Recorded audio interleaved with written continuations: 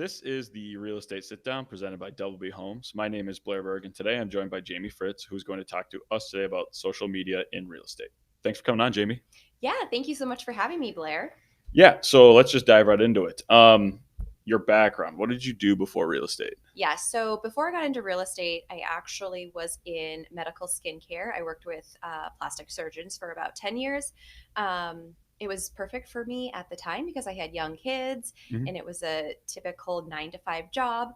My husband traveled a lot, so it was a great way for me to still be a mom at home and then also have a career outside of that. So a lot of fun, and it was just the right time for me, I think, in the future to move on and do something a little bit more. Great. So then schooling, are you from here? Did you go to school? So I actually am originally from South Dakota. Okay. So the Black Hills area. I went to the University of South Dakota Okay. in Vermilion. Originally went to school to be in elementary education. Hmm. So definitely did not go that route. Hmm. And Yeah. I think I'm okay where I'm at. Well, it's funny too. I think there's actually a huge percentage of realtors that at some point were either in the teaching industry or they went to school for teaching. Yes, I I think we definitely do do a agree. lot of educating too, so kind of Yes, makes sense. 100%. I agree. For sure. Yeah. So, what made you get into real estate? Honestly, it was something that I had wanted to do since I was in high school. I mean, as long as I can remember back to that first time where you had to really think about what you wanted to do with your life and Hmm. where you wanted to go in your career, real estate was always something that I had thought about. But I, moved to Minnesota when I was younger, Hmm. got married, had kids young. I didn't know anybody here. Yeah. Like I had no network, I had no family, friends, nobody here. Yeah. So going into real estate at that time just wasn't in the cards for me, Hmm. or at least I didn't think it was. Yeah. So that's why I decided to take a different route in the beginning. Yeah. My story is kind of similar, just in the way that I've always been interested in real estate, but I'm not a huge financial risk person. Hmm. So, getting into something that's 100% commission based was very scary. Yes. And just kind of started from scratch. So, like, I went very slow and like had to make sure I had a lot saved up before I even jumped in. And thank God I did. My first year was not that great. So, And um, that's okay. yeah, hey, everybody has a different route, I suppose. So, Yeah. how long now have you been in real estate? Yeah. So I've been licensed since 2017. So Okay. almost 6 years. Okay. And then walk us through that. So, you're with Pemberton Homes now, Hmm. EXP. Did you start out with EXP or I what did that journey not. I look like? started out with a different brokerage, and I was actually with them for just over 5 years, and Okay. now have joined EXP and the Pemberton Homes team, which I'm super excited about. I have actually been here for just over a month now, and I feel like I've learned so much. Oh, yeah. I It, forgot that. I always forget you're new to the team. yes, I've been here since March 1st, Yeah. so yeah, it's very exciting. I do actually feel like I've been here for longer, Hmm. but every day I'm learning something new. Yeah. Well, that's awesome. That's great. So what got you to move to Minnesota? I'm sure to South Dakota, maybe this seems like more exotic, I guess. Minnesota. Well, yeah, maybe a little bit. I like the big city, that's for sure. But we actually moved here for work. My husband Okay. actually is an engineer, got a job here in medical device. And funny story, we actually thought we were going to be here for 3 to 5 years, and now we're going on 17 years in Wow. Minnesota. So it's always one of those things I even tell clients, like, you think you have additional plans, to move away, and Minnesota is one of those places that, like, once you're here, it Hmm. just keeps pulling you back in. Every single time we tried to move, it would pull us back in. Yep. Yeah. No, and I kind of fall in that boat too because I always tell myself I'm gonna get my license somewhere warm and Right. at least do like 6 months of the year somewhere else, and then that just hasn't happened. I Yeah. don't know. I'm not a big winter person, I don't but think a lot of us I are. say, but I do like Minnesota, like summers and stuff like that, and I do like the seasons as much as I possibly Yeah. like can, with not Truthfully, being a yeah. And outside winter of the person. weather, I mean, Minnesota is a really wonderful place. I mean, Yeah. there's a lot of opportunity, a lot of great jobs. Hmm. So, in the real estate world, it's a great place to be too. Yeah, and I do think real estate market wise, it's very interesting because you do have, great price points and stuff too. But it's one of the last places you can actually get a starter home in some Right. areas True. where a lot of states, you can't even get like there's no such thing as a starter home. Right. You kind of live with your parents till you're like 35. Right. And you can We buy just had a something, vacation but in California, and it was funny because I was drive around and go, gosh, I wonder how much that home is. And it's very different in California and Minnesota. It's funny too. Yeah. Anytime my girlfriend and I are on vacation, I'm constantly on my phone checking home prices. Yes. Like when we're driving, Yeah. I'm like, oh, It's I just wonder what what it'd we be like do. to live here. I'm like, oh, well, I won't know that for a very long time. Yeah. So, Exactly. so today we're going to be talking social media as part of your business plan. Mhm. What made you decide to heavily leverage social media for your business? That took a little bit of time, actually. Mhm. At the beginning, I didn't think that social media was necessarily going to be the way that I was going to take my business. Mhm. Going into it, I thought I needed to get on the phones, I needed to cold call, I needed to, reach out to every person that I know, call them, bug them, whatever. Yeah. That's what I'm going to call it. Mhm. But I think eventually it turned into this part of my business that I really wanted to pursue. So for me, it was the fact that I wanted people to find out, who I was, get to know me, start trusting who I was outside of just a phone call. I think that worked well for my business and continues to going forward. Yeah. And I do think, well, like right now, it's like everything's social media. So I feel like if you're not on social media, you're kind of behind anyways. I do know, like, obviously we have like master cold callers on our team too, but Who are amazing. yeah, they are. And it's obviously one of the cheapest, like most efficient ways to get leads. So if you're good at it, don't stop doing that. But I just feel like I am someone who gets like so discouraged during cold calling and it's like, because I know on the other hand, I don't like getting cold called. So I always feel a little disingenuous doing it. Sure. And I get very discouraged when people are like, don't call me again. It's like, well, I would probably have a similar response. But Right. I do think just it's the age of social media. People that are the prime house buying age are really big on social media. Mm-hmm. And I'm not. Well, before this, I guess I was not big on social media. Like, Mhm. and I find it to be kind of cringy. Like, I post my stuff and don't like to look back on it. Now I'm doing like a video Here you series are. in the podcast. So yeah, so quite the adjustment, but Yeah. it just makes sense. Yeah. And like when you're cold calling, it's like you have a voice on the other end of the phone, but I feel like this is a way to make genuine connections. People can see you, they can hear your message. And like you were saying with your teaching degree, it's like you are educating them on some point. And I think that's how you build trust, is you're showing your knowledge of the real estate market. So Right. it's easier to trust someone and want to work with them if it seems like they know what they're talking about. So Right. 100%. Yeah. And I think part of that too is developing that trust before you even get to sit down and meet somebody. Yeah. So I feel like a lot of times people, when they're, watching my social, whether it's Instagram, Facebook, whatever that might be, they're developing a little bit of that trust and already feel like they have some sort of a friendship with myself or anybody doing social media before you even get to actually meet them. Yeah, which I think is huge, because like I was telling you earlier today, someone at the gym came up to me this morning and was like, I see your stuff all over social media all the time. I'm like, well, that's the point. Yeah, exactly. So it's like I'm surrounding you at all times. But I mean, it's just because everyone else is out there competing too. So I mean, even if you have people, I think if you have someone on like a passive like mailer, or if you check in every couple months, that's fine. That's great, especially if you have a rapport with that person already. But if you are on social media, they're seeing your face like every day. Mm-hmm. And they're like, wow, that person must be doing well in real estate if they're willing to get out there and talk about it. So yeah, I do think that helps. I mean, I do think you should continue with the traditional lead generation and reaching out to your clients and stuff in combination with that. Yeah. And I think social media too, it's one of those things that for me, I really had to take a look at my business and go, okay, what's going to come? And I don't want to say easily to me, because it doesn't come easily, because there are certain parts of social media that are very terrifying too. But what is it about my business that I really want to dive into, that I feel like I can be really confident in and try to grow it from there? And that was social media for me. Yeah. And I think too, like I said, I'm someone that get very discouraged on cold calls, but I like talking to people.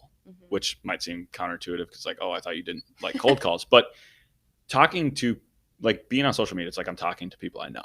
Right. And that's where you're really, most of those people are your sphere. Mm-hmm. They're people that know you, and they see your stuff and they reminds them like, oh, Jamie's in real estate. If I need a realtor, I have a realtor. So I think that's huge. I agree. So what platforms do you use primarily? Yeah. So typically I would say my two biggest are going to be Facebook and Instagram. And for me, and I might age myself a little bit when I say this, but I kind of came in, I'm like a little bit on that bubble where I got into social media, I guess, at the beginning when it came to like Instagram and Facebook. Yeah. I don't know TikTok very well. I don't know Snapchat very well. Yeah. You know, my kids do, and I learn from them. But for me, it was, where's my target audience? Where is everybody that I want to connect with? And majority of them are on Facebook or Instagram. So for me, that's the two that I really decided to pursue. Yeah. And so those are my main ones as well. I've been starting to do some TikTok, and it's fine, but I do think, I mean, the numbers are in your favor with Facebook and Instagram because it's like those are people of house buying age. I think TikTok is a much younger platform. So which eventually will be yes. So I think for that you're doing a little bit longer term play. Right. But you're educating the next generation of buyers. Yeah. So I mean, if you're still in the game, then hopefully they're coming around. But I've also gotten into YouTube, obviously, to do this. Yes. Which has been good. I think in social media in general, you're refining just your communication skills. So even if you are cold calling, doing open house and stuff, at the end of the day, in real estate, you have to talk to somebody. Yeah. So I think any way you're getting in reps, talking, communicating, it's all good. And you're also, when you're talking social media, you're learning more about your industry. So it's giving you more knowledge anyways. Yep, definitely. So yeah, I'd say those are the Facebook, Instagram, good platforms. How often are you posting? Do you have a regular schedule? So yeah, so I do try to stay pretty consistent with it. And that was my biggest thing when I decided that I was going to pursue this, is I knew that I needed to do it well, and I needed to do it consistently, or as well as I could. So I won't say that I was good at it at the beginning. It definitely takes time and repetition and consistency before you get there. But I think, you know, I knew that I had to be consistent with it. So my, I should say, routine is I do like to kind of pre-plan what I want to post, what I want to put out there. So whether that's video, whether that's actual posts, I do try to pre-plan that beforehand. So I might do that like, you know, a few weeks before the next month and try to figure out, you know, what do I want to talk about in this coming month. So I will plan that out. And then I do typically post in the morning. So my time in the morning, and I think I mentioned this to you before, is I get up early. I'm a morning person. I like to get up, have my coffee. Nobody else is up. And that's my time where I, you know, will do my posting, or I will engage with, you know, followers, whatever that might be at that time. So yeah, you know, I think that's super smart. Consistency and having a schedule. And it sounds like a lot of stuff you have planned like a month at a time, weeks. I need to get better at that. I'm like, there are days when it's getting towards the time that I like to post, which is generally around 7 at night, trying to catch everybody after work. And then I'm like, oh crap, I got busy and now I don't have anything to post. Oh my gosh. Yeah. So and that's a horrible feeling to have. And I'm like, but I'm doing so well at being consistent. I have to get something out today. So I generally, if it comes down to that, I'm like drawing on something that happened to me that day, business wise. I'm like, oh, I had a really good win today negotiating. I'm going to talk about negotiations or something. And that's a great thing too, because those stories are what people want to hear. Yeah. You know, so that's a great thing. Like if you don't have something that you already have pre-planned for the day, talk about a win or talk about a struggle that you had. Because I think people really, you know, will be drawn to those, you know, personal individual stories versus something generic. Yeah. So I might use that one. Yeah. Well, and it kind of like, you're like, oh, the pressure's on. I got to get something out there. So it is good, especially like, and it's kind of sad to say, but now now that I'm like doing social media all the time, there'll be things will happen like, oh, that'll make a great like story. I could Hmm. film that really quick. Which is good. And like, I'm like 30 years old, so maybe I shouldn't think like that, but that's like young people thing to do. But, Man, I'm really old. so it sounds like, are you posting like daily then? I typically try to post daily, if not at least 5 days a week. Okay. And then is this like a once a day? You have like a couple times a day? Yeah, so usually I will post once a day, but then you do have the other, areas of like Instagram stories or Facebook Mhm. stories. So that might be something where I do a little bit more of the casual parts of my day, Mhm. right? Taking people through, what it's like to go through a walkthrough or do an inspection or, I don't know, having lunch in my car. I don't know. Yeah. Like all of It's like, those this is behind the reality. scenes. Yeah. Yes, because real estate's definitely not all the pretty posts and videos that you Mhm. put out there. Mhm. There's a lot of behind the scenes stuff too. Or I might just put funny, engaging stuff in the stories as well. So Yeah. I do that actually multiple times throughout the day, but really will have one, main piece of either advice or, something that maybe I really want to talk about in one specific post. Yeah. And I think that's smart too. And I think I'm also very conscious of like, don't overpost, because there are some people, like, especially in our industry, it's like their Instagram story, like at the top, it's like a million of the little, like they have a million stories. I'm like, I'm not going to Right. watch that. Right. That's Yeah. way too much. And Sometimes I think quality over quantity. yes. And like I said, I already kind of realized like who I'm becoming. I'm the annoying guy online, but I don't think I'm going to go to that depth, I because don't think I you're the almost feel like it's annoying. counterproductive. Right. Because True. I do know a lot of people are like, ugh, this is annoying. I know people who like screenshot that, send it to their friends, like, can you believe this? Like, who thinks they're gonna watch this? Oh goodness. But and that's not a knock on anybody, because if that's your thing, totally go for it. And Yep. if it works for you, do it. I'm not like that, but I just think that, yeah, to me, I do think there is a certain point, at least to my sphere. I think people that I would consider my audience, Mhm. is like less is more. But it's like I do Sure. make sure I'm on like every day. So it's Right. like, Yeah. I just like when I check the Instagram analytics, like when you can check the insights and Yep. they have like the little blue bar. I was pointing out to someone else who's like just getting into social media for their job, and I'm like, I just don't want any days like this. And I pointed like a Sunday I didn't do anything, and the Hmm. bar is just on the ground. Sure. So it's like I just want it up. Yeah. It's like, even like I do try to take it a little easier on the weekends, but Sure. And I think a lot of times too, consumers or anybody that's following your social, it's probably doing the same thing on the weekends too, right? yeah, Everyone's kind of kicking back. They're out and about. They might have more events going on. So yeah, and that's okay too. yeah. And I think what you touched on a little bit too is very important, to make sure you're mixing in some personality. Like, don't have all work stuff. Yes, and I try on my social platforms. I really try to look at like a 33%, 333 Yeah, when it comes to what I'm posting. So I will put maybe one third of you know real estate, right? It might be something I just listed or just sold yeah, at that time. It might be what's going on in the market. That's huge. yeah. That's a huge piece of what you should be putting out there, regardless, because I mean, there's so many people out there that really don't know what's going on in the market Hmm. because there's misinformation, all over. Or what's going on in San Diego might be different than what's going on in Minneapolis, Minnesota. Hmm. So that's huge. So making sure that I'm posting about what is going on in our local market, and then there might be some fun stuff in there too, like what are the design trends. Yeah. People love, at least my audience loves to see that. They Hmm. love to see what's the new hot color. What should I Yeah. be painting my home, and especially if I want to sell it, what am I going to be Yeah. doing? And then the third one is my personal. Yeah. I'm a mom, wife, a friend. I like to post a little bit about that too, and Hmm. those are those details that are going to allow those that are consuming your content to really get to know you. Yeah. And I think because no one wants to like just the house stuff. Because Right.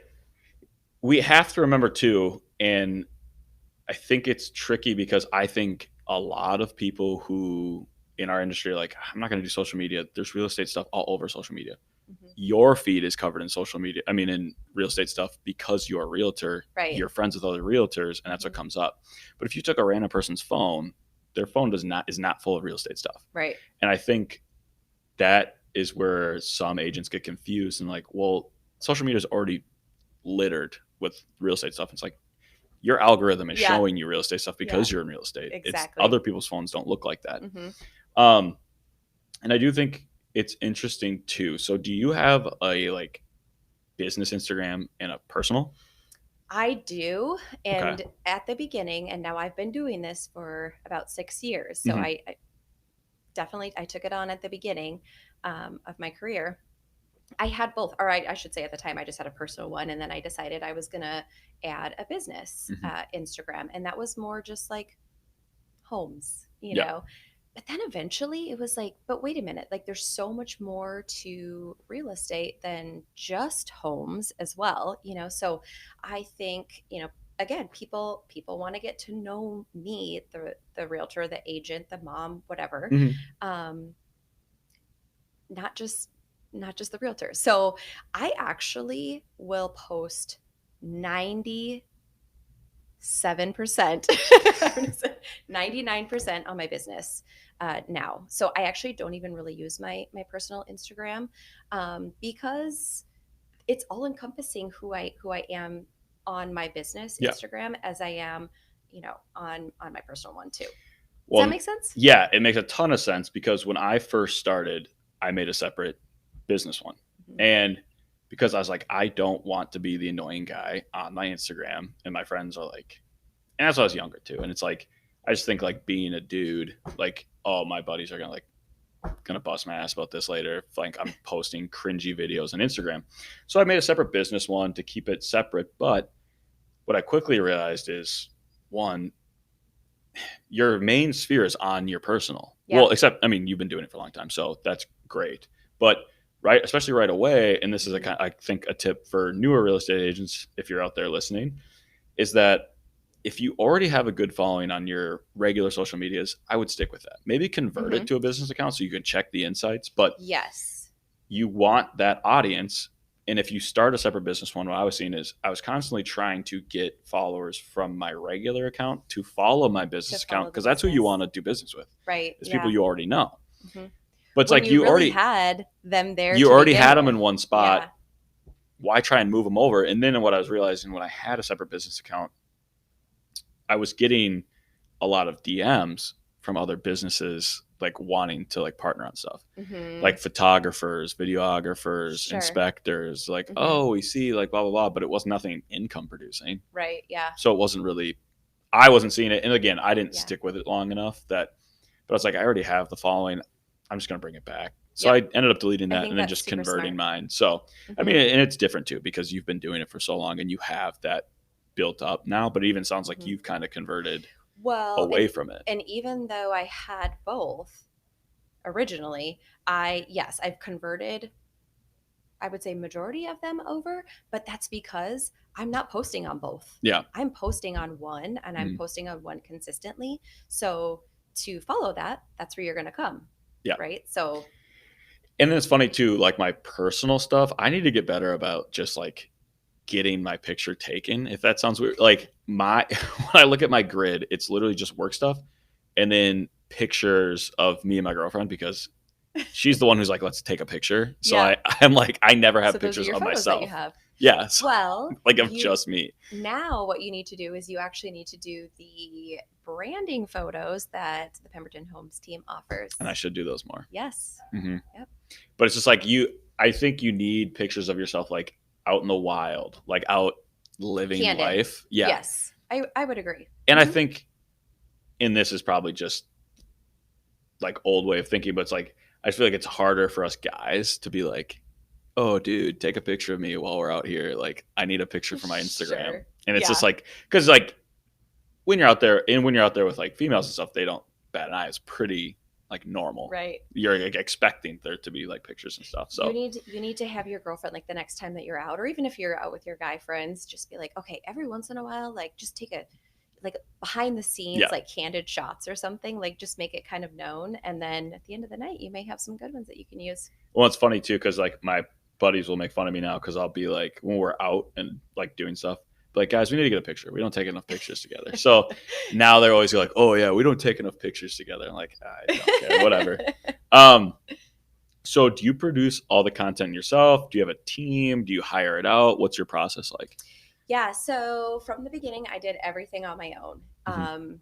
Everything from, I should say, photos, editing, captions, everything. But as Instagram and Facebook kind of started to progress, I quickly realized that I couldn't do it all. Like, I just couldn't do everything on my own. And again, if I wanted to do it at scale and I wanted to do it to kind of show my brand, I needed help. So, um, I'm going to go back a little bit because you were talking about being cringy or feeling like your friends wouldn't want to listen to your or see your videos or your posts and things like that.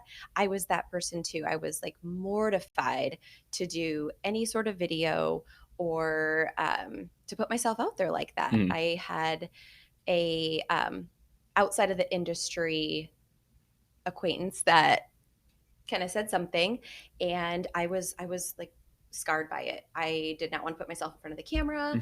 That was just not what I was going to do. So I actually do have a business coach that I was talking with about this, just to try to get me over it, because I knew that if this was something that I really wanted to do, I had to get over this. So through many talks, we finally figured out, how I was going to do this. And so I decided, if I'm going to do this, I need to hire somebody to do my videos for me. Because if I didn't have somebody to do them for me, I didn't have the accountability. And I was going to just let it slide, right, for as long as I could. So I hired a videographer, and it was the best blessing ever. And now I've been with him for about 2.5 years. That's awesome. And he is somebody that is always going to hold me accountable. He says, Jamie, this is the day that we're going to be filming. Let's do it. And that's how I come up with a lot of my content is with him.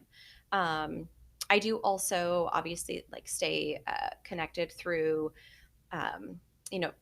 real estate platforms where I'm getting a lot of my information. So whether it's Keeping Current Matters, the Realtors Association here in Minnesota, I am getting a lot of my content from those platforms as well. So it's not just me coming up with all of it, but I do probably about 50% of it on my own now.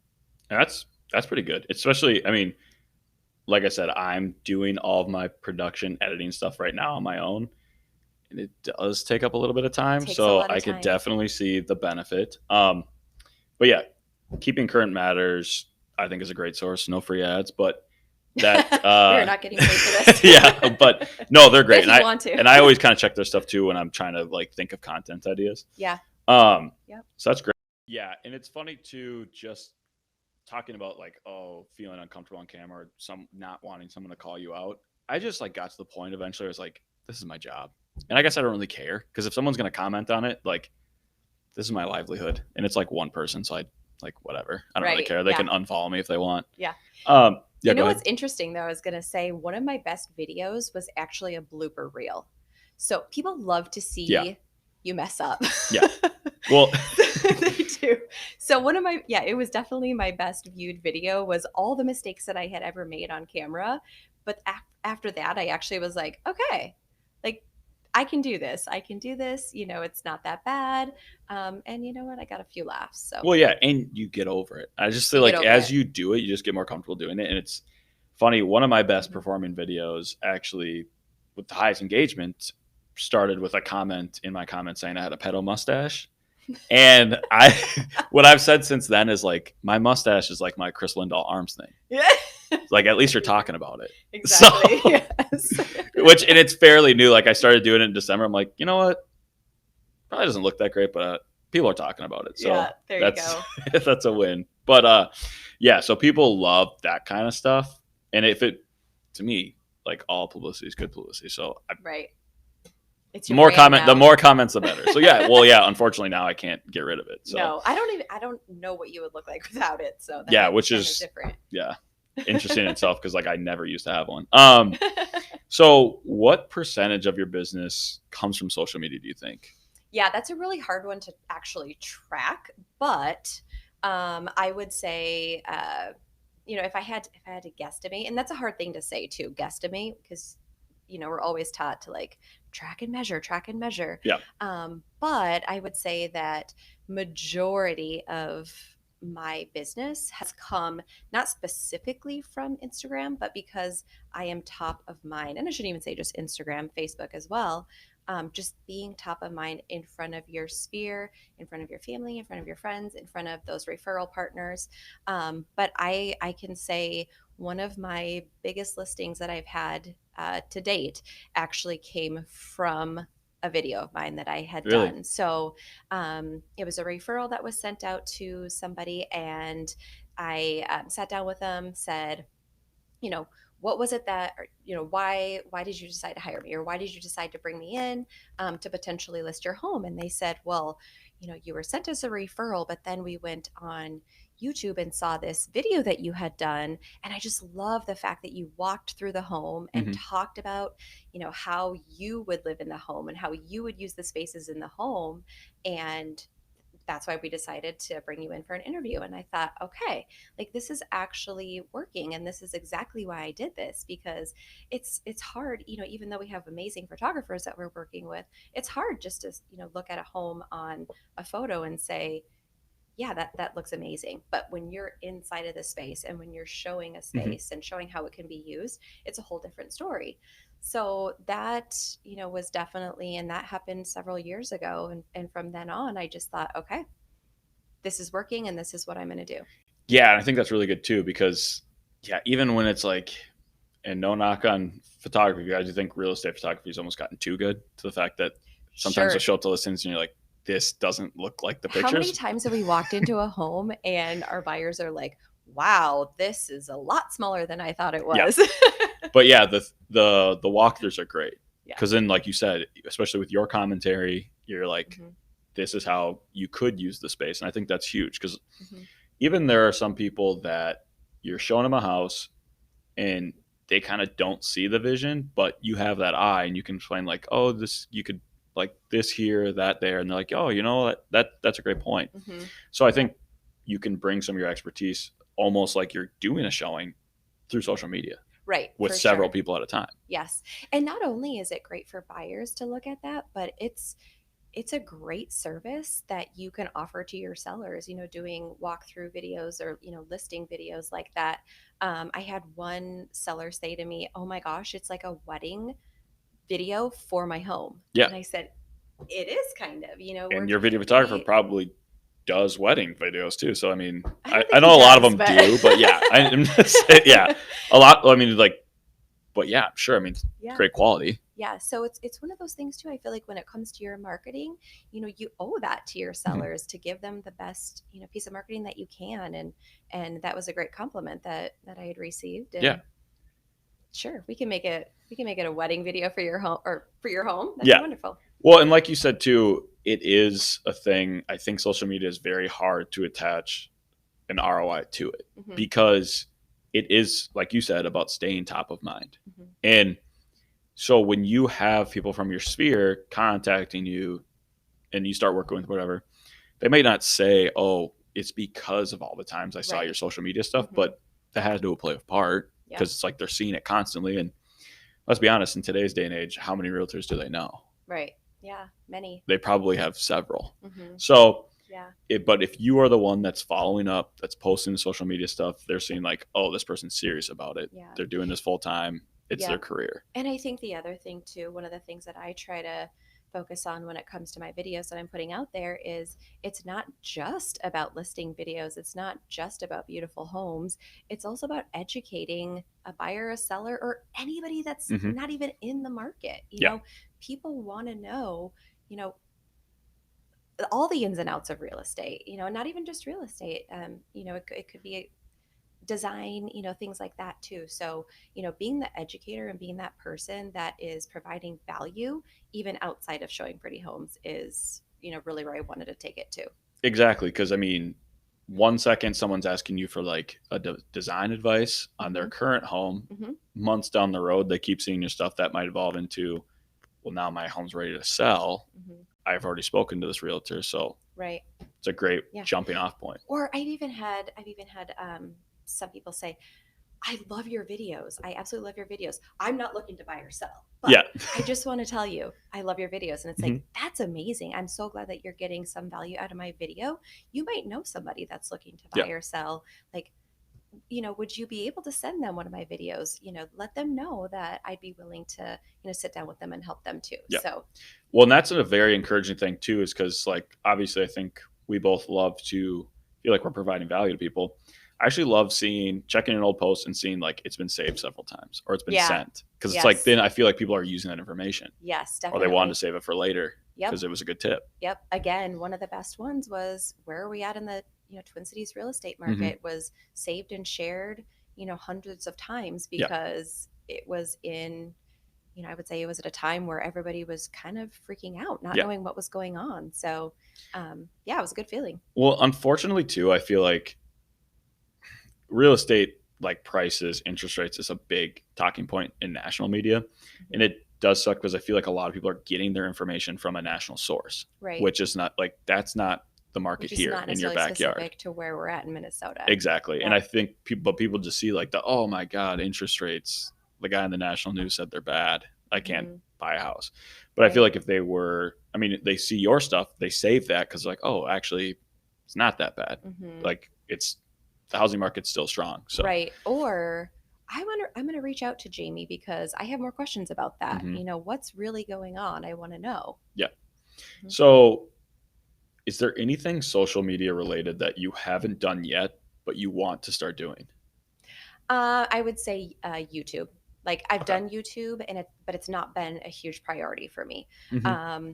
So I think what I'm going to try to do is, kind of repurpose that content that I've already done or that I've, have future or plan for the future, and really make that more into YouTube channels. So Yeah. whether it's long form or sorry, Blair. Nope. Perfectly Competition, fine. no. Yeah. Or some short form video. I think that YouTube is one of those areas that's just going to continue to grow, and it's showing up in search feeds when people are, Googling, let's say, who's the agent in Maple Grove that I want to use.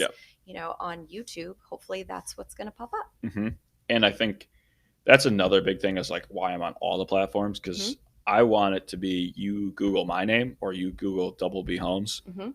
It's you have anything. Instagram, Yeah. Facebook, YouTube. Flood that Yep. first page with Yep. stuff. So, and I think so. Like I'm trying to push YouTube a little bit more, and what's been super nice is their algorithm is really pushing the YouTube Shorts. Yep. Which is like their competition with TikTok, Right. which has been huge. Yeah. I think. Or Instagram Reels, which is Yeah. what we've been doing. Mhm. So it's easy to convert that over. Yeah, and I think right now, like my reels are probably more viewed, but my YouTube shorts are coming up right behind that, which I think is huge. Getting the subscribers is another story on YouTube. I think you have to earn those a little bit more than people just Sure. toss you a follow on Instagram. Right. But Yep.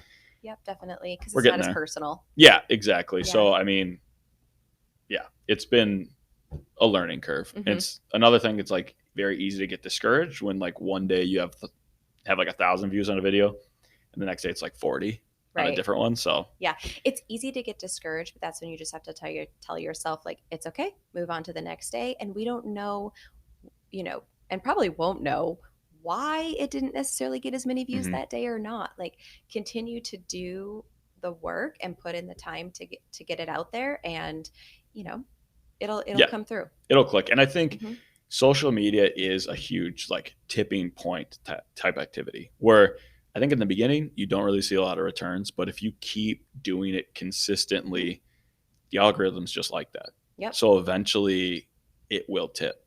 You just Yep, have to I get to that agree. point. And I think that's like with any lead generation source. Like in the beginning it can be very discouraging, but I think you put in that time, Yeah. and social media is nice because you can see that build up. Right. Um, And I'll say too, after doing this for 6 years, probably my best, and I don't want to say it, you can't really quantify this, but I would say, maybe view wise, engagement wise, follow wise, the past year has probably been the biggest growth. And that's probably because I'm being consistent with it. I'm putting out, constant videos, and it's not just a just listed, just sold photo. Yeah. Like it's a wide variety of content that I'm putting out there. So I'm hoping that people are enjoying Mhm. what content I'm putting out there. And that's why I'm seeing some of that return. Yeah, I totally agree with that. Is there anything you would change if you could start over? I would just do it. I would just jump in. I think we have, at least I do, and I know a lot of us do, have that analysis paralysis moment a lot where I want it to look a specific way. I want it to sound a specific way. And a lot of times I would put something out there and I'm not kidding, I would delete it. Yep. I'm like, oh, that was horrible. Yep. I've done that before But too. It's like, I spent all this time on it and, now I put it out there and I didn't like it and I deleted it, so yeah, I got to start all over. I would just say, try as much as you can just to jump in there and just start doing it, and eventually it's just going to become practice, yeah, and you're going to learn, you're going to make mistakes, you're going to learn from those mistakes, and things are just going to start to get better and better. yeah. And I guess if I could throw anything out there too, I would just say for people just starting out, it's like no one cares, and if someone does, you don't need that person around anyways, because it's Right. like this is now your livelihood. So it's like if someone has some negative to say, who cares? Yeah. But that was my biggest hurdle. Is Yeah. like I don't want to be that guy, but now I don't care. Right. So, and I've already kept you kind of long. So, are there any tips that we didn't cover that you would want someone to know who is like thinking about getting into social media but hasn't taken that step yet? Yeah, I would say maybe just uh, social media is a very broad Mm-hmm. area, Yes, right? And it can yes. be very overwhelming. So I would say if you're just getting into it, pick one or two areas that you really want to start and focus on, Mhm. whether that's you want to start with Instagram, or you want to start with Facebook, or you want to start with TikTok, whatever it might be. Pick one area Yeah. and just really focus in on that. And then you're going to start to get better and better. And then you can just build on that. So don't think that when you're going into social media that you have to have it all figured out and you have to be posting on every single platform. Like, don't get overwhelmed by that. So Yeah. pick one or two things, get really good at it, and then start to add on. And I would agree with that too. And I think leveraging the resources you have available to you, like I said, I won't go a deep dive on this, but Yeah. when it comes to SEO optimized, like stuff like that, I've been using ChatGPT for a lot of my descriptions Mhm. and like titles and stuff. Yeah. That's been kind of It's nice. a great resource. Yeah. Yeah. So- Game changer. And I'm sure we could do a deep dive on that too. So I won't even go down that path. But yeah, no, this has been great. Anything else you Yeah. want to add? I think we've covered quite a bit already. So we might have to come back for a part 2. Sounds good. All right. Thanks for coming on, Jamie. Thank you. Yep.